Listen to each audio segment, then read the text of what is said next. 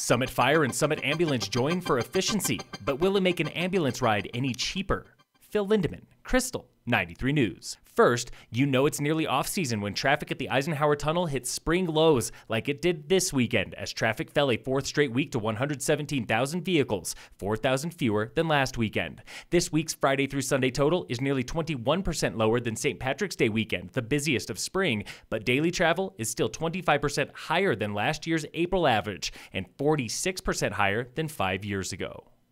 Vail Resorts this week sold a 4.1-acre plot at the base of Peak 8 to Lionheart Capital, the latest building block for a multi-million-dollar four-star hotel project.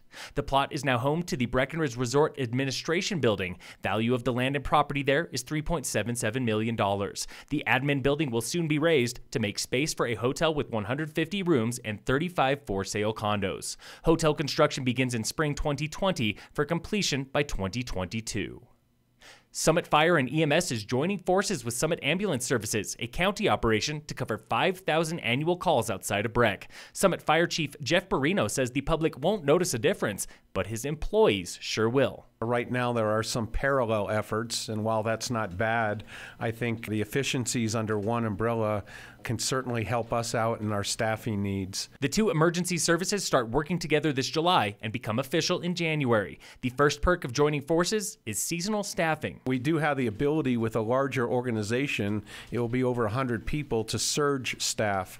So during peak periods, Christmas week, spring vacation, 4th of July weekend, we do have the ability to ramp up. Another perk is cross-pollination. If we have a surge or we're sending multiple units down to Denver, we have the ability to ramp up, pull a firefighter off of an engine, and put him or her onto a medic unit. 4 separate independent studies recommended a merger to reduce overhead and staffing costs, but this does not make an ambulance ride any cheaper. Assistant County Manager Sarah Vane. We recognize that the ambulance services are expensive.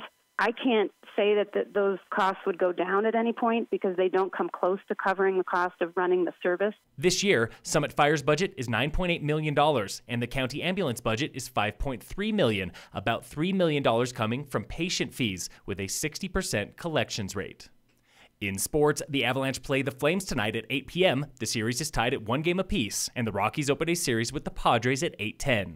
And in local sports, brought to you by American Family Insurance, the Weiss Agency, all Summit High teams are off until April 23rd for spring break. The annual Imperial Challenge returned this past Saturday to Peak 8, where Breck's Sam O'Keefe won the overall men's title and Jill Sorensen of Dillon took the women's title. Todd Olson and Hannah Gall won the retro divisions. Pete Swenson and Grace Staber claimed the run titles. Colby Lash and Trisha Grenier won the splitboard divisions, while Dominic Back and Olivia Dawson took the heavy metal rec crowns. Phil Lindeman, Krystal, 93 News.